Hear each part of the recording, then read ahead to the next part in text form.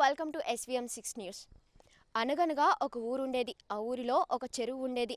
సుమారుగా 20 ఎకరాల విస్తీర్ణం, దాదాపుగా 200 ఎకరాలకి సాగునీటిని అందించేది. కానీ ఇప్పుడు అది కంటికి కనిపించని పరిస్థితి. చింతలపూడి మండలం ఎర్రగుంటపల్లికి చెందిన ముత్యాలమ్మ తల్లి దాదాపుగా 20 ఎకరాల విస్తీర్ణం కలిగిన చెరువుని గతంలో కలిగి ఉండేది. ఇప్పుడు అది సెంటు భూమి కూడా లేని చెరువుగా మిగిలింది.